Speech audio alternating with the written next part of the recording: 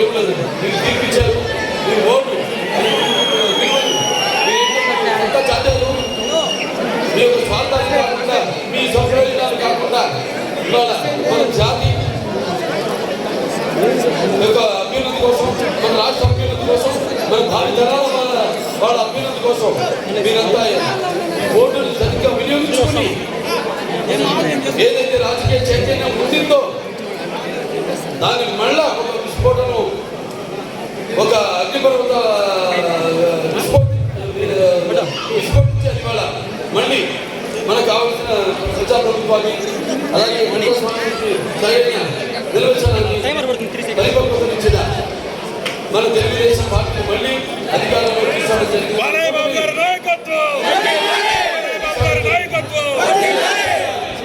ఇవాళ అభిమానంతా కలిసి జరుపుకుంటున్న ఇవాళ నన్ను ఇక్కడి నుంచి మూడోసారి ఎన్నికల సందర్భంగా నా బాధ్యతని నాకు తెలియపరచడమే ఈ యొక్క ఆత్మీయ సమావేశం. అంతే తప్పితే నేను గెలిచాను సరే, ఒక నందమూరి కోట ఎన్నో సవాళ్ళు ఉన్నాయి ఇక్కడ హిందూపురంలో కూడా. అది గోరంట్ల జన్మతుడు ఎత్తిపోతల పథకం అయితేనేమి, లేకపోతే అండర్ గ్రౌండ్ డ్రైనేజ్ అయితేనేమి, లేకపోతే మన సొంతపల్లి ఎలాగాకి ఒక రోడ్డు అయితే హిందూపురానికి, ఇలాంటి చాలా ఎన్నో పనులు ఉన్నాయి.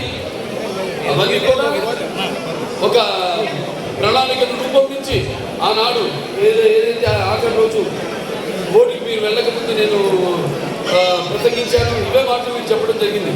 తెలుగుదేశం పార్టీ నేను ఇక్కడ గెలిచిన తర్వాత నేను చేసే అభివృద్ధి, చేయబోయే అభివృద్ధి కార్యక్రమాలన్నింటి గురించి మీకు ఒక స్పష్టత జరిగింది.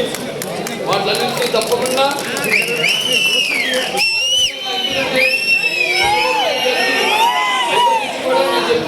చాలా సందర్భాల్లో మన హిందూపురం అంటే ఆయనకు ప్రత్యేకమైన అభిమానం. ఎందుకంటే 2-3 రకాలుగా, ఒకటేమో ఎన్టీ రామారావు గారు ఇక్కడ నుంచి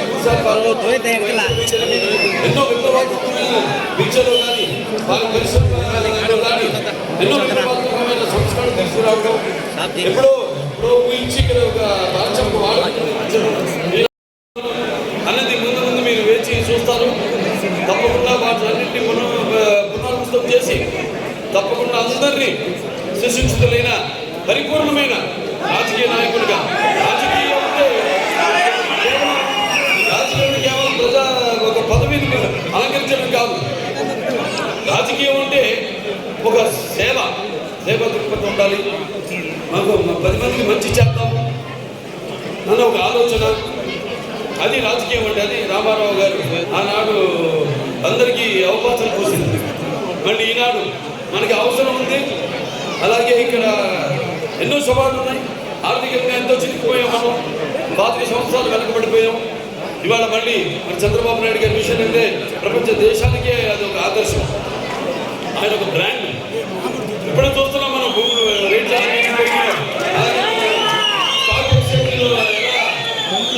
మన ఈ స్టాక్ రేట్లన్నీ ఎలా పెరిగిపోయినాయి. సో ఇవాళ మనం ఈ యొక్క ప్రభుత్వాన్ని మనం కాపాడుకుంటూ, అది కూడా చెప్తున్నాను, ముందుకు తీసుకెళ్ళి బ్రహ్మాండమైన అనూహ్యమైన తీర్పిచ్చారు ప్రజలు. బ్రహ్మాండమైన అనూహ్యమైన తీర్పుని. ఈ తీర్పు అంటే ఇదొక మనకు పరీక్ష. ఇది గెలిచేసామని ఏదో గెలుతులేసి సంబరాలు చేసుకోవడం కాదు. ఇంకా ముందు ఉన్న సవాళ్ళు వాటిలన్నింటినీ అధిగమిస్తాం తప్పకుండా.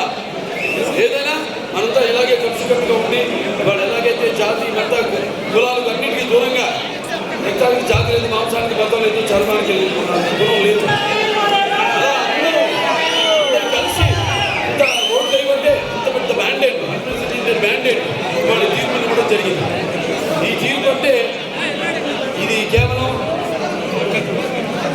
విజయమే కాదు, ముందు మనం ఏమి ప్రజలకి అందజేస్తాం అని ఎంతో ఆశగా ఎదురు చూస్తున్నారు. తొందర ఏం లేదు, వాళ్ళకి తెలుసు ఆర్థిక పరిస్థితులు ఏంటి. మన రాష్ట్రం ఇంతకుముందున్న నిరంకుశ నియంత్రిత ప్రభుత్వం ఎలా మొత్తం ఈ యొక్క శాండ్ మాఫియా అయితేనేమి, ల్యాండ్ మాఫియా అయితేనేమి,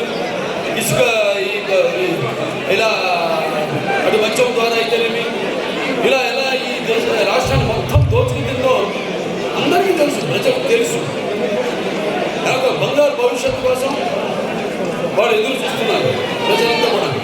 అటువంటి బంగారు భవిష్యత్తు కోసం అనుకోకుండా వాళ్ళు మనం ఆనాడు కుటుంబంతో మనం భాగం కావడం కుటుంబంలో అటు జనసేన కానీ అటు బీజేపీ కానీ మేమందరికీ నా ముస్లిం సోదరి మంత్రులందరూ కూడా ఇక్కడ ఒకటే చెప్తున్నాను, ఈ యొక్క ఎటువంటి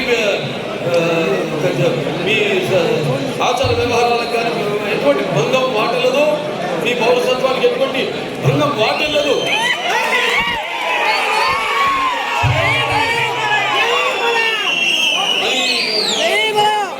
చేసుకుంటున్నాను. ఆనాడు ఎన్నో కార్యక్రమాలు తెలుగుదేశం ఈ సభ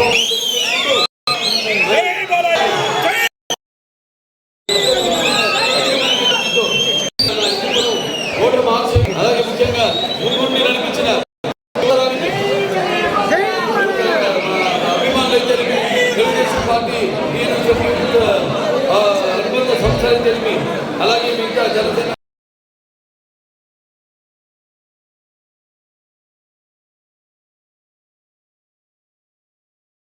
ఇక్కడ ప్రజలకు ఏదైతే ఎన్నో ఏళ్ళ ఒక ఎదురు చూపు అయితే ఏదైతే ఉందో ఒక దాహాన్ని తీర్చే ఏదో సమస్య ఉందో ఆ నీటి సమస్యను తీర్చడం, అలాగే అన్ని చెరువులు కూడా నీళ్లు అందించడం ఇందుకు నియోజకవర్గంలో ఆ చెరువులు కూడా నాకు డిపిఆర్ మనం రెడీ చేయడం జరిగింది, నోటిఫికేషన్ వచ్చింది, దాంతో ఆగడం జరిగింది.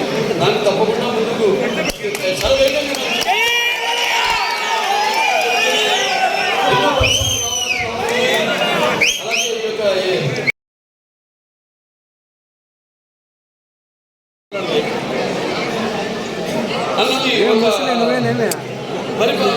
మరి సంపూర్ణమైన రాజకీయానికి ఒక నిర్వచనం ఇచ్చిన మహానుభావుడు నందమూరి తారక రామారావు గారు. ఇవాళ చూస్తే మనం గెలిచిన వాళ్ళు కూడా ఎంతో మంది వాళ్ళ మన పార్టీలో అయితేనేమి, లేకపోతే జనసేన అయితేనేమి, బీజేపీ అయితేనేమి మనం చూస్తే చాలా మంది గెలిచిన వాళ్ళు కొత్త వాళ్ళు, కొత్త నీరు యువకులు, ఉత్సాహవంతులు. సో అలా మనం చూసుకుంటూ పోతే మన ముందు మన యువతని పటిష్టం చేయవలసిన అవసరం ఉంది.